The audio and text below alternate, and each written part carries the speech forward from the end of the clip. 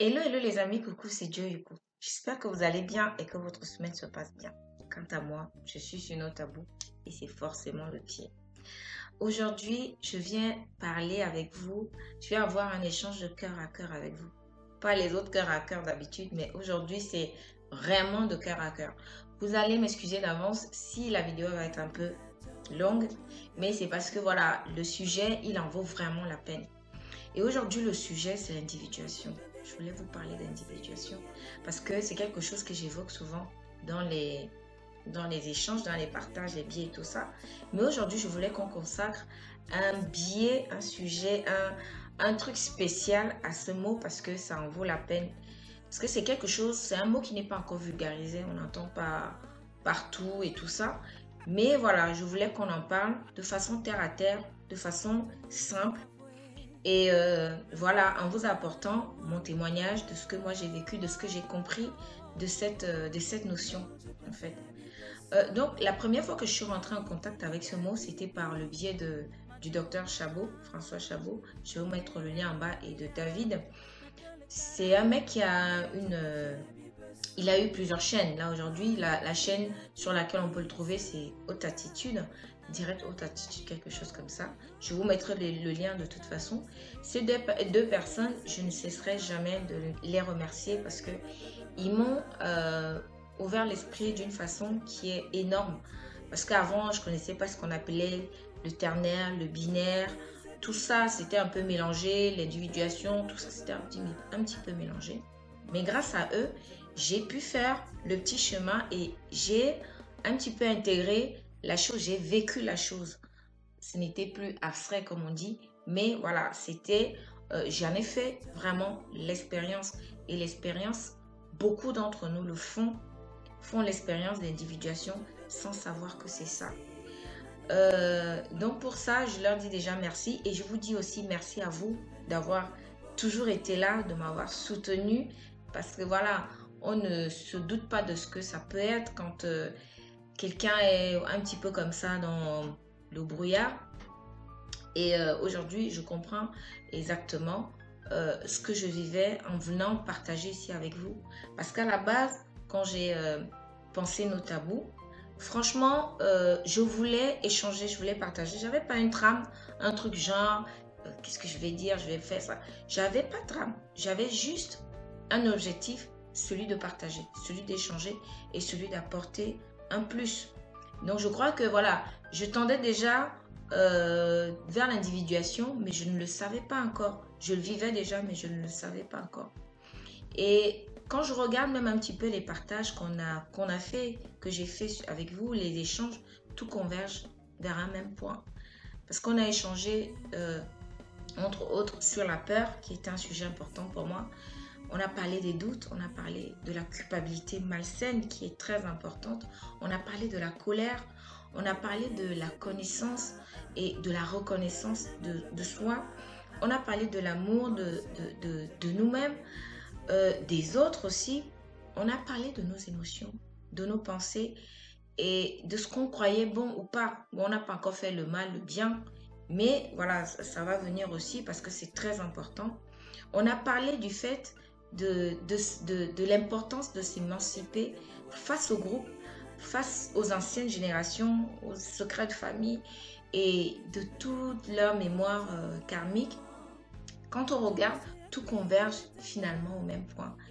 Et David, il parle beaucoup de perversion narcissique. D'ailleurs, il y a beaucoup de youtubeurs qui en parlent, mais pas de la façon dont David amène le sujet.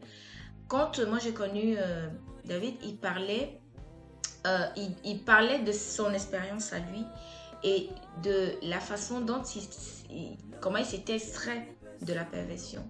Il a parlé de la perversion en famille, la perversion en groupe, la perversion de la société en général. Et quand tu comprends la perversion, tu ne peux avoir envie que d'une chose, c'est te barrer de la société. C'est de vouloir faire les choses à ta façon. C'est de vouloir te recréer. C'est de vouloir te retrouver. C'est de vouloir éviter tout ce qui est imposé. On a souvent l'impression que d'être en groupe, c'est de la sécurité. quelque part, c'est vrai. Parce qu'on est des êtres sociables à la base. Voilà, on n'est pas des individualistes. Après, on va voir pourquoi on n'est pas individualiste. À la base, on est des êtres sociables. Mais on croit souvent que d'être un groupe, ça nous apporte la sécurité, c'est une force. Ce n'est pas toujours vrai, parce que voilà, on l'a vu dans le biais sur l'authenticité, que ce n'est pas toujours ça. Je me rends compte justement aujourd'hui que j'avais mis comme un espèce de puzzle, parce que voilà, même sur le biais que j'avais fait sur le rêve, quand je vous disais que personne ne vous dise qu'un rêve que ton rêve est trop grand, je parlais de... je me rendais pas compte, je disais que j'étais dans quelque chose que je n'arrivais pas encore à expliquer. En fait, j'arrivais pas à mettre les mots sur ce que je vivais. Et aujourd'hui, par exemple, on a toute une tonne de concepts qui pilulent là, qui poussent là. C'est bien les concepts. Franchement, tout est bien. Mais il faut les prendre pour ce que c'est. C'est des choses qui peuvent nous apporter, qui peuvent nous ouvrir l'esprit, mais ça ne fait pas tout. Et l'individuation, ce n'est pas un concept. C'est un processus qui mène à un état. Parce que, voilà, on a sollicité la sensibilité. C'est tous nos... Comment dire? C'est extrasensoriel en fait. Ça mène à un état qui va nous amener à nous remodeler en fait. C'est un remodelage, une transformation. Et une transformation en profondeur de ce que nous sommes. Une transformation accrue de notre personnalité. Une transformation qui nous fait fuir tout ce qui est identification, qui nous fait fuir tout ce qui est dogme, tout ce qui est croyance, tout ce qui est le bien, le mal, tout ça là, on n'a plus envie d'être dans une prison en fait. Voilà, on fuit l'enfermement. Je crois que c'est ça le mot. C'est fuir l'enfermement, c'est fuir la perversion, c'est fuir tout ce qui va à l'encontre de nos valeurs, des valeurs que parfois on savait très bien ce qu'on avait comme valeur, mais c'est comme si à un moment on avait complètement oublié, je sais pas, voilà, à cause du conditionnement et tous les autres paramètres qui viennent souvent se greffer autour.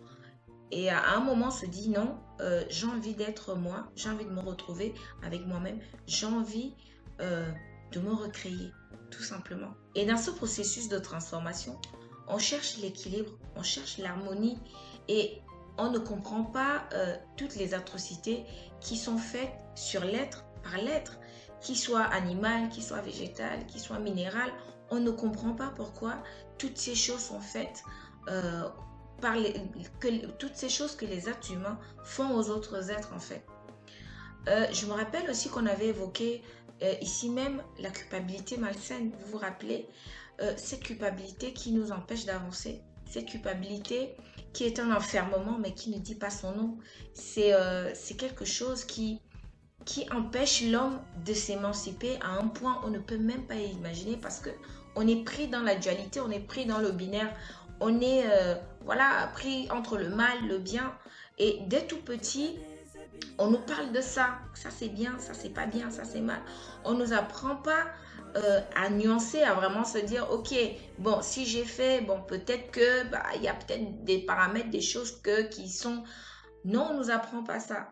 Et quand tu fais quelque chose, c'est mal ou c'est bien. Et on ne comprend pas qu'en fait, à ce moment-là, on a une petite nature. Et que cette petite nature, elle est faillible. C'est comme si tu disais à un arbre qu'il a perdu ses feuilles et que ces feuilles ont mis le bordel et empêchent de passer sur le chemin où je ne sais pas quoi on va glisser parce que... Mais qu'est-ce que l'arbre va te répondre? L'arbre s'exprime, c'est sa nature. Elle n'y peut rien. Il y a un moment, elle va perdre des feuilles, ça va mettre le bazar, mais qu'est-ce que tu veux qu'il y fasse? Il n'y peut rien. Il y a des choses, des événements qui font partie de notre processus, qu'on appelle les expériences. Et nos expériences, elles peuvent être heureuses, douloureuses, je ne sais pas, ça dépend de l'histoire qu'on se raconte. Mais c'est des choses, on doit passer par là, on doit les faire, on doit les vivre, ces expériences. Oui, comme par exemple, effectivement, euh, avoir un comportement dit pas bien avec l'autre, blesser l'autre, cette expérience va peut-être venir nous faire comprendre qu'il y a des choses à mettre en place derrière, qu'il y a des choses qu'on doit bannir derrière, qu'il y a des choses qu'on doit, des comportements qu'on doit laisser tomber parce que ça ne fait pas du bien. On doit tirer des leçons. C'est quand tu restes dans le même procédé, que tu tournes en rond dans le même rituel, que tu deviens, comme on dit, narcissique, pervers et tout le tralala. Parce que, voilà, ce sont ces comportements-là. Quand ils ne sont pas acceptés, quand ils ne sont pas pris au sérieux, qu'on dit, ok, bah, j'ai fait ça, je suis pas bien, je suis bien. Voilà, il faut analyser, se dire, qu'est-ce que ça vient me faire comprendre? C'est quoi la leçon derrière? Et se pardonner, parce que une fois que tu te pardonnes, tu peux passer à autre chose, mais pas rester dedans et voilà, croire que voilà, tu es le mal en personne, tu es le diable en personne, tu es ci, tu es ça. Je vais toucher ici un sujet qui est très important dans le processus d'individuation. D'ailleurs, on en a déjà parlé, hein, la famille. C'est toujours les mêmes, hein, de toute façon. C'est le groupe, c'est un groupe de personnes avec des obligations, des secrets, des maladies, des colères, plein de choses. Il faut s'en extraire. Parce que la famille, c'est un groupe qui traîne des mémoires karmiques, souvent d'une lourdeur qui ne dit pas son nom. Et si on ne s'en extrait pas, on ne peut non plus, on ne peut pas se reconnaître, on ne peut pas devenir ce qu'on doit devenir. Et nous tous, on sait ce que c'est que la haine, la colère, les jalousies, les obligations, tous ces sentiments-là qui sont un peu, voilà, qui traînent des ambiguïtés.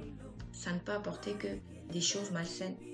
Donc, et encore plus, ce que je vous dis, la maladie. Si vous regardez bien, allez bien fouiller au fond de vos familles, allez regarder, vous allez voir que vous traînez souvent des maladies. Il y a des gens qui partent comme ça du jour au lendemain. Ah ouais, elle est morte de ça, elle est partie de ça, machin. Mais en fait, c'est quelque chose qu'on a c'est comme si on les a dans les gènes et qu'on traîne. Et on va dire parfois que c'est la sorcellerie, c'est machin. Mais en fait, on a déjà ça en nous. Il faut juste s'en extraire, il faut sortir de ça. Parce que ça ne nous fait pas du bien. Au contraire, ça vient nous empêcher de devenir ce que nous sommes. Et quelque chose qui est bien avec ça, c'est que si on s'en extrait, on peut justement extraire les autres, d'autres personnes dans la famille et leur dire, ok, vous voyez, ce qu'on a là, observez bien, il se passe ça depuis des générations. Il faut en sortir, trouvons des solutions pour sortir de ce carnage-là, de ce cycle infernal-là qui, voilà, comme on dit, le rituel, le rythme qui tue, quoi, qui nous tue, justement.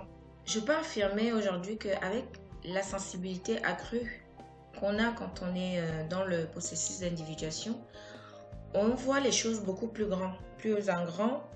On veut comprendre les choses, la logique des choses, et puis on veut connaître la vérité, même si finalement, quand je regarde bien la vérité, ça ne veut rien dire. On veut sortir de toute façon des illusions, on veut sortir des mirages, on veut comprendre les mécanismes qui nous composent. Pourquoi est-ce qu'on est là? Pourquoi on est là? Pourquoi on vit? On est curieux de ça. On veut comprendre aussi pourquoi autant d'atrocités, de misère, de guerre, de toutes les injustices qui sont faites dans notre monde en fait. On veut voir vraiment, moi en général j'ai du mal à voir les choses dans le détail. Et en général quand tu es dans cet état, on te traite d'égoïste. Parce que moi j'ai eu droit quand même. Hein. Mais c'est un peu plus complexe que ça. C'est pas facile à expliquer parce que justement, tu es dans l'empathie en fait. Tu vois beaucoup plus grand. Tu es sorti de voilà mon petit nombril, mon petit monde, ma petite famille, mon petit. Tu vois les choses en grand et tu vois juste des petites personnes comme ça minuscules qui sont dans un grand monde et qui ne se rendent même pas compte à quel point ils sont petits et à quel point ils sont ballottés dans le même sens. En fait, c'est comme si on est dans un grand globe, on est tous dans un petit bateau, et puis voilà, on est ballottés comme ça. D'ailleurs, ça rappelle Titanic, où on est tous dans la merde, où que tu te trouves, que tu sois sous la cale où il était la star, soit au-dessus sur un où ils étaient avec le beau mobilier, les belles assiettes et tout le tralala. En fait, on est tous au même, c'est le même bazar pour tout le monde. Et tu vois que ces petites personnes-là qui sont dans ce globe-là qui est énorme ont tracé des petites lignes comme ça qu'ils ont appelées des frontières. Et ils sont là comme ça, ils se regardent en chien de faïence. Ils se disent, ouais, moi je suis blanc, moi je suis noir, moi je suis jaune, je suis rouge. Puis j'habite ici, moi j'habite là. Et puis mon pays est comme ça. Toi tu es pauvre, toi tu es riche, toi tu es ci, toi tu es ça. En fait, c'est ça. On est un petit peu dans le même bateau, mais en fait, on ne le sait pas. Des petites billes à qui on a donné des petits os comme ça à ranger. Ces petits os qui sont les dogmes, qui sont les idéologies, qui sont toutes les croyances que nous avons, qui sont nos identifications, qui sont les lois, ces lois qui nous aident à entretenir la guerre, qui nous aident à s'entretuer, qui nous aident à, à entretenir le moi, le je suis le plus fort, je suis le plus si, j'ai le droit de t'écraser, toi tu es un petit, voilà. Il y en a même qui se prennent pour le Dieu en personne, parce que voilà, on voit qu'ils n'ont pas fait leur processus, hein. Ils sont encore dans l'individualiste. Moi je suis, moi je suis, moi je suis. En fait, ils ne sont rien du tout. Tant que tu n'as pas fait ton individuation, tu dépends des autres. Tu es dépendant. Mais vraiment, pas la petite dépendance de quartier, mais la grosse, énorme dépendance. Quand tu as fait ton individuation, tu ne te prends pas au sérieux. C'est bidon de se prendre au sérieux. C'est comme par exemple, moi, je m'inquiète plus des nombres de pouces en l'air, des nombres de vues, de qui a vu, qui n'a pas vu, parce que mon syndrome justement du sauveur est passé. Parce que quand tu fais aussi ton individuation, tu as souvent tendance à, quand tu vois tout ce qui se passe, voilà, vu que tu es sensible à tout, bah, ton premier réflexe c'est de vouloir essayer de sauver tout le monde. Non, non, non, ça marche pas comme ça. Tout le monde doit se sauver, en fait. C'est chacun, individuellement, doit d'abord se sauver et après seulement on se met ensemble pour essayer de sauver les meubles, en fait. Ce que j'ai compris finalement, à mon humble avis, c'est de participer, c'est de contribuer. Et pour moi, si ça peut impacter une, deux, trois, quatre humains, voilà, c'est déjà une victoire énorme. La quantité, finalement, elle importe peu. C'est la qualité voilà, la qualité du message qu'on véhicule, la qualité de ce qu'on apporte, la transmission, comment on transmet, qui importe. On nous a tous appris à se prendre au sérieux, mais si tu te prends au sérieux, tu ne peux pas te retrouver avec toi-même. C'est pas possible parce que tu vas t'accrocher qu'à tes identifications. Et les identifications, c'est super réducteur. On ne s'imagine même pas à quel point. Parce que imagine qu'on te déshabille. J'ai même pas besoin de te déshabiller. J'ai même pas besoin d'imaginer. Imagine quand tu te retrouves ça chez toi le soir, que tu te déshabilles. Ben attends, il n'y a plus personne, quoi. Et donc, c'est ça qui fait peur aux gens. C'est l'angoisse de se dire, waouh, on va me voir, on va voir comment je suis un peu boursouflée, comment, voilà, j'ai les petits nénés, ou je sais pas, j'ai si. Non, mais se retrouver en tête à tête face à soi-même, c'est important. Il faut te déshabiller, il faut t'enlever toutes les artifices là, oh là là, je suis ci, je suis monsieur tel, machin. Enlève ça parce que ça ne te fait pas avancer. Imaginons un monde avec des gens qui se reconnaissent, des gens qui savent qu'ils ont une petite nature, on n'en a rien à foutre, et des gens qui vont bien. Vous imaginez? Mais les échanges vont être sains, les affaires vont aller, mais toujours plus haut, mais ça va être bien.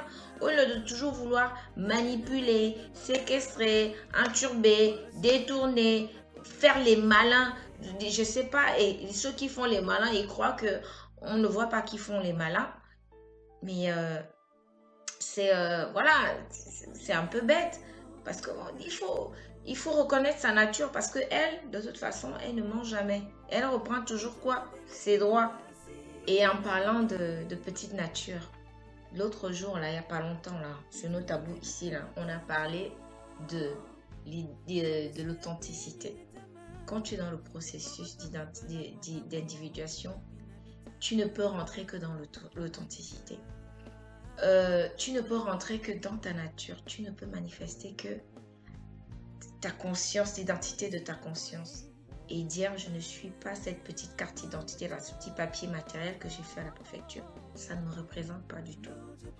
C'est juste se donner une valeur personnelle, une conscience beaucoup plus créative, se donner des atouts parce que voilà, il n'y a personne qui va te les donner, qui vont t'emmener à avoir beaucoup plus grand. L'autre pour toi est une partie de toi.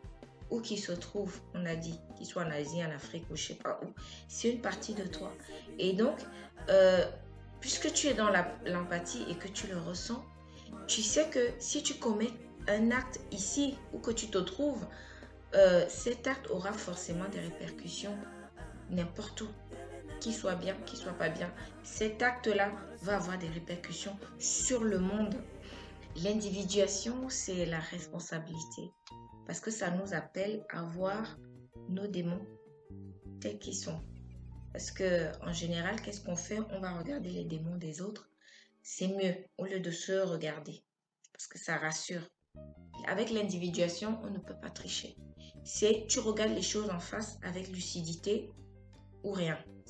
Il n'y a pas de demi-mesure.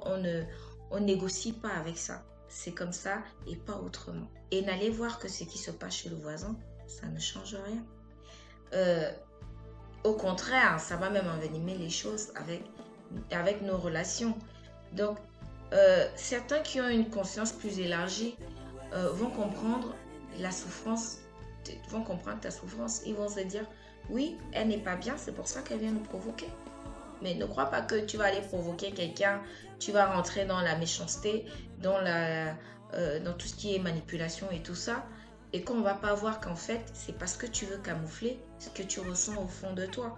Et pour ça, tu vas provoquer les autres. Tu vas voir les démons des autres au lieu de voir que ce sont tes propres démons que tu es en train de fuir. Et tout ça, pourquoi? Parce qu'on n'a peut-être pas vraiment la vraie foi. Parce que quand tu es dans le processus d'individuation, tu cherches aussi le sens de ce qu'on appelle la foi. Parce que la foi, c'est j'ai la foi, j'ai la foi. Mais exprime la foi, pratique la foi, expérimente la foi. Est-ce qu'on le fait? En général, non. Faire la foi, c'est d'aller prier 10 fois par jour, aller à l'église, aller machin. Voilà, j'ai la foi. Mais est-ce que c'est vraiment ça la foi?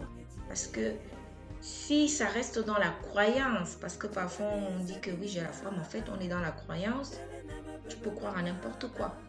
Il y a plein de croyances possibles. Donc, quand on a la vraie foi, elle nous amène à se responsabiliser. C'est ça, là, pour moi, de ma croyance, c'est à peu près ça la foi. Elle nous apprend, la vraie foi nous apprend à vivre dans notre propre conception, dans celle qui est vraiment interne à nous. Et est-ce que ce n'est pas peut-être ça, la vraie spiritualité? Parce que souvent la spiritualité, oh, je vais faire mon yoga, je vais faire mes méditations, je vais. Mais est-ce que la vraie foi et la vraie spiritualité, c'est pas être dans sa vérité interne? Celle qui t'aide justement à te métamorphoser psychiquement et dans ta sensibilité. Parce que quand tu as la foi, tu ne peux être que dans l'empathie. On n'a pas besoin de te dire que si tu fais et penses du mal de ton prochain, de ton voisin, de ton je ne sais pas qui, ça ne lui fait pas du bien. Ça ne te fait du bien à personne de toute façon. Ni à toi, ni à celui pour lequel tu envoies des ondes négatives et pourries. On n'a pas besoin. Pratiquons la foi. Ne pratiquons pas le dogme.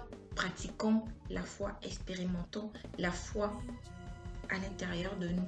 C'est un peu compliqué ce que j'ai envie de dire là, mais je vais le dire le plus simplement possible, c'est que nous tous, qu'on le veuille ou pas, on est un petit peu l'expression de nos conditionnements, de nos identifications. Et on n'est que comment on aimerait que les autres nous voient. Voilà, c'est les apparences. On est dans les apparences, mais pas dans notre conception intérieure, comme on l'a dit. Mais qu'on le veuille ou pas, parce qu'on n'a pas envie de sortir du groupe, hein, parce que tant que tu es dans le groupe, ça va. Mais qu'on le veuille ou pas, on est à la base des êtres individualisés. Individuels, pas individualisés. On est à la base des êtres individuels. Individualiste qui est égocentrique, mais individuel qui est authentique. Et c'est comme par exemple, chacun d'entre nous vit des aventures différentes. Même si on est dans une famille, même si on est des jumeaux, personne ne peut vivre les mêmes aventures que l'autre. Ce n'est pas possible. Personne ne peut voir ce que l'autre voit. Ce n'est pas possible. Tu vois toujours des choses que l'autre ne voit pas. Même si on regarde le même truc, on ne le voit pas de la même façon. Et quand on est un être individuel, on est plus enclin, on est plus enclin à fraterniser et à échanger avec n'importe qui. Tu n'es plus dans voilà, les a priori, des sentiments d'infériorité, de supériorité. Tu es dans l'universalisation, tu universalises ta conscience et la façon de voir les autres. Tu les vois comme si tu te voyais toi. Tu n'as plus besoin que certains gugus viennent là pour te dire ce que tu dois penser, ce que tu dois être, comment tu dois être. Il n'y a plus tout ça là, c'est sorti de ton esprit. Je suis en grâce, heureuse, parce que ce processus d'individuation m'a fait comprendre quelque chose qui est important. Si vous avez remarqué, on n'a jamais évoqué le féminin sacré ici, sur nos tabous. Parce que ça ne résonnait pas encore réellement en moi comme une évidence. Je ne pouvais pas en parler facilement, me dire, expliquer. Je voyais le truc, je percevais le truc, mais je ne comprenais pas réellement le fond. Et aujourd'hui, quand j'ai fait un petit peu le bilan de mes partages, tous les partages que j'ai fait ici avec vous, depuis le 1er, le 31 décembre, je me suis rendu compte qu'en fait, faire son individuation, c'est tout simplement aller à la recherche de son féminin sacré. Tout ça pour arriver à ça, le féminin sacré. Lorsqu'on est dans le processus d'individuation, mes chers, mes frères, mes soeurs, mes chéris, comme je vous appelle si souvent, lorsqu'on est dans ce processus, on veut s'émanciper en fait de notre côté matos, tout ce qui est matérialisme, en fait tout ce côté extérieur qui nous pollue en fait. En fait, on veut sortir de tout ce qui est bien, de tout ce qui est mal, du binaire. On recherche tout simplement à harmoniser, à équilibrer, à percer vraiment, à percevoir, comment on dit percevoir, à percevoir les choses et à rentrer dans le réel, dans la réelle nature de notre grandeur, de notre profondeur. C'est d'aller vers notre sensibilité qui est une chose qui n'est pas quantifiable, qui n'est pas mesurable, c'est pas visible, mais c'est là. Et ça le fait parce que on le voit, on le ressent. Et on n'a plus envie d'être dans son petit moi, mais de voir les choses en grand. Mais c'est tout ce qui caractérise le féminin ensemble. Parce que quand on regarde, c'est le féminin qui protège, c'est le féminin qui soigne, c'est le féminin qui adoucit, c'est le féminin, voilà. Parce que dans notre société, toutes ces choses-là qui sont belles là, qui sont jolies, qui sont sensibles, sont relayées parfois au rang de bassesse, des choses sans importance, comme je disais quand j'ai fait le biais sur le livre de Pierre Rabhi, Rentrer dans une sobriété heureuse. parle du féminin sacré. Et on ne veut pas que les gens ressentent, on ne veut pas qu'on soit sensible. Parce que quand tu es sensible, tu vas regarder à côté. Quand tu n'es pas sensible, tu regardes ton nombril. Ce n'est que ça. Le féminin sacré est une base pour consolider nos relations, pour consolider notre intérieur et notre extérieur. C'est une alliance qui est indispensable, dont on ne peut pas se départir en fait. C'est si tu n'as pas rencontré ton féminin sacré, en fait, c'est comme si tu es venu, tu as vécu et tu ne t'es pas rencontré, quoi. Tu ne te connais pas, tu ne t'es pas aimé, tu n'as pas aimé ce que tu es réellement. Tu as aimé la carcasse, la voiture, le véhicule qui te conduisait, mais tu n'as pas aimé le conducteur. C'est aussi pour ça qu'on veut nous plaquer comme ça, les femmes, les droits des femmes, le féminisme et tout le tralala, tout ça, là, c'est du pipeau. Un homme ne peut pas être égal à une femme ne peut pas être égale à un homme. On ne peut pas mettre l'égalité dans un principe. C'est un principe, tu peux pas. Le féminin, c'est un principe. Tu ne peux pas mettre l'égalité dans deux principes, dire le principe masculin, le principe féminin vont devenir quand même. On est quand même bête, mais excusez-nous, de temps en temps, on réfléchit aussi un peu. Donc non, c'est pas possible. Le féminin sacré, moi, comment je le ressens aujourd'hui, mais c'est carrément l'opposé du matérialisme. C'est carrément l'opposé. Et le matérialisme, c'est quoi? C'est le masculin. Le masculin, le matérialisme. C'est tout. Les hommes aussi ont leur féminin. Les femmes ont leur féminin, leur masculin. On a les deux. Il faut juste harmoniser. Pas rejeter l'un et dire non, on va tous devenir des masculins, des matérialistes. Non, c'est pas possible. Il faudrait que de temps en temps, on mette de la douceur, de la sensibilité, des choses beaucoup plus, douces pour que on respire un peu. C'est pour cette raison que nous sommes un peu tous dans l'errance.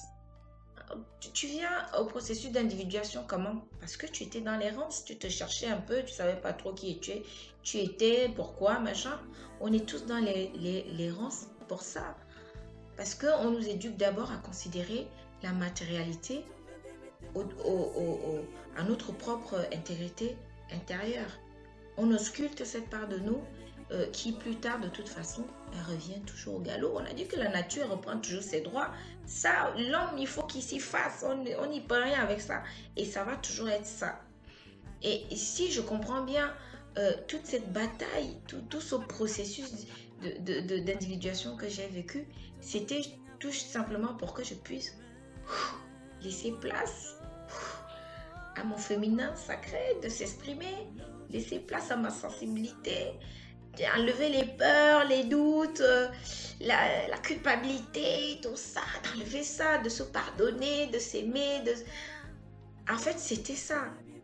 On ne peut être complet et accompli que si cette part de nous, si on l'accepte, si on accepte cette petite nature de nous. D'ailleurs, on croit que les femmes ont une petite nature, mais c'est cette petite nature-là qui fait tout, qui a autant de force. C'est fou, mais maintenant, on sait quoi faire. C'est simple, c'est d'arrêter de la rejeter. Arrêtez de rejeter votre sensibilité, mesdames, messieurs, les enfants et tout ça, les pervers, les narcissiques. Arrêtez, stop quoi. On se laisse aller, on devient des humains. On humanise notre côté matériel en faisant rentrer, en faisant fusionner le féminin sacré avec le masculin, le matériel, le masculin sacré quoi. Arrêtons de croire que la sensibilité est une tare. Ça ne l'est pas du tout. Au contraire. Et au lieu de mettre en avant le féminin matériel, le matériel de la famille. Non, une femme, c'est pas le féminin sacré. On peut être une femme et pas avoir son féminin sacré. La preuve, je suis la preuve, j'ai expérimenté. J'étais comme tout le monde à la recherche de tout ce qui est extérieur jusqu'à ce que je comprenne qu'il y a plus grand, là-dedans. Donc voilà, qu'on arrête de mettre en avant le matériel sacré, le matériel féminin et qu'on mette en place plutôt le féminin sacré. J'ai l'impression que les choses les plus simples et plus basiques sont souvent les plus difficiles à comprendre. D'ailleurs, on préfère, le commun du mortel préfère quand c'est un petit peu compliqué. Comme ça, il peut donner du crédit à la chose.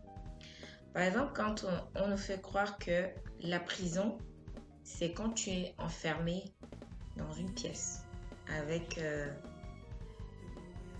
voilà, le strict minimum dans une prison. Mais quand on a un peu de recul par rapport à ça, on peut se rendre compte qu'on peut être enfermé n'importe où et se sentir libre. Hein, tu peux être en prison et être libre quand même.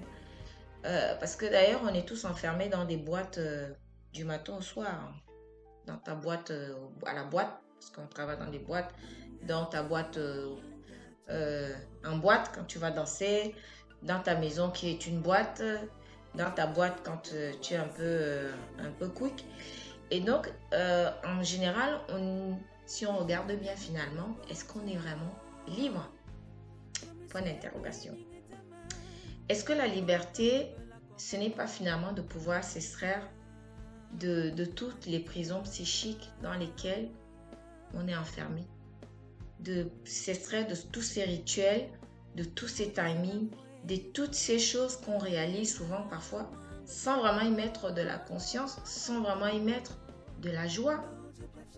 Est-ce que c'est pas ça, la vraie prison? D'être enfermé dans ces rituels.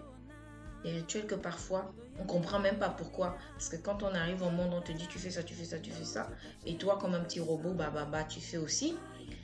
Est-ce que c'est pas ça, la prison? Est-ce que tu n'arrives pas en prison quand tu arrives? Et que quand tu découvres ton féminin sacré, tu commences à t'en extraire tout doucement. J'ai bien l'impression que la prison psychique est beaucoup plus dangereuse, beaucoup plus nocive que la prison 4 murs, voilà, enfermée quelque part, on ne sait pas où. Je crois que c'est la pire des prisons. Parce qu'on peut enfermer un homme matériellement, mais si psychiquement il ne le veut pas, ou voilà que sa nature reprend son droit, c'est très difficile d'enfermer un homme finalement. C'est vraiment une question je crois que c'est une question de temps.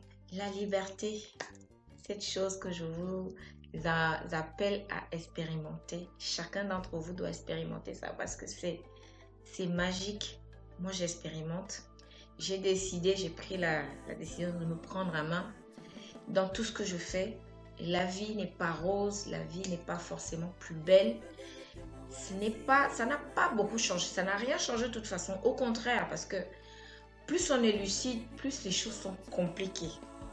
Mais on a la faculté de passer outre beaucoup plus facilement. On a la faculté de voir dans quelle direction ça a envie de nous emmener. Parce que quand il y a quelque chose qui arrive, voilà, tu as vite fait de voir que voilà, là, j'ai pas envie de rentrer là. La réelle liberté, elle est sensorielle, mes frères et sœurs. Elle est dans ta sensibilité, elle est dans l'expression de toi, dans l'expression de soi, que je veux dire, dans l'expression de notre individualité. C'est où se trouve la liberté. Elle se manifeste lorsque on prend la décision de sortir des sentiers battus. Et au lieu d'aller tout droit, tu prends un petit carrefour et tu pars à gauche ou à droite. Et elle se manifeste lorsque tu prends en compte aussi tes particularités et que tu laisses tomber tous tes artifices. Hein. Tout ça là, c'est bien, mais bon, c'est pas toi. On le voit quand même que c'est pas toi. Même si tu veux montrer que c'est toi, on le voit quand même, chouchou, que c'est pas toi. Donc, arrêtons de se cacher derrière nos artifices. Ça ne sert à rien. On a l'impression qu'on est tous des clowns. Oui, on est des clowns, parfois. Si on se regarde bien, on peut voir que ça frise un peu parfois le ridicule. Mais bon, les hommes, hein, ça ne tue pas apparemment. Le ridicule ne tue pas. Je crois qu'on serait tous quick là. Je vous mettrai les liens des vidéos du docteur Chabot et de David en bas parce que voilà, David, il en parle super bien de l'individuation. Lui, il arrive à faire voilà, des choses incroyables. Mais bon, moi, je suis encore, voilà, je suis en apprentissage. Moi, j'apprends tous les jours. Je suis en travaux tous les jours, moi. Donc voilà. Et puis, j'ai fait aussi une petite playlist sur nos tabous, des vidéos que je recommande. Donc, quand une vidéo elle m'inspire, quand je vois qu'elle peut inspirer, je mets dans ma petite playlist les vidéos que je recommande. Et voilà, vous aussi, vous pouvez aller jeter un coup d'œil. Ça permet aussi de voir des personnes qui sont un petit peu dans mon état d'esprit, qui parlent un petit peu des choses que je parle, qui abordent les mêmes sujets. Et donc, voilà, ça peut aussi, ça peut donner des idées. Une amie avec laquelle je discutais tout à l'heure m'a dit, parce que je lui ai parlé un petit peu de ce processus d'individuation et de comment j'avais ressenti, comment le féminin sacré avait résonné en moi. Cette copine, elle m'a tout simplement dit, tu sais Joe, on était perdus et là on s'est retrouvés. On s'est retrouvés avec nous-mêmes, avec ce que nous sommes. Les mots sont dérisoires. Parce que voilà, ça reste que des mots. Les mots, c'est même des prisons. On ne peut même pas en sortir parce que c'est cadré, on ne sait pas. Voilà. Ça se vit, ça se ressent. C'est tout ce que je peux vous dire. Et c'est pas des choses, c'est pas perché, c'est pas loin. C'est à ta portée. Ça n'attend que toi. Ça n'attend que ta décision, que tu te décides à devenir qui tu es, que tu te décides à te regarder en face, que tu décides d'universaliser justement ta conscience, de l'agrandir, pousser les murs, on a déjà dit, pousser les murs de ta conscience, te dire waouh, c'est énorme, c'est le trip. Alors, moi je vais vous dire à très bientôt sur nos tabous. Prenez soin de vous. Allez chercher au fond de vous tout ce qu'il peut y avoir pour devenir ce que vous êtes parce que tout est là-dedans. Et voilà, je suis encore une fois de plus émue parce que c'est vraiment un sujet qui me tenait à cœur. Et je suis heureuse aujourd'hui de partager ça avec vous. Et je ne peux que vous dire une chose, une fois de plus. Prenez soin de vous. Et voilà. Je vous dis à très bientôt sur nos tabous. Et l'aventure continue. Show must go on. Allez, à très bientôt sur nos tabous. Bisous, bisous.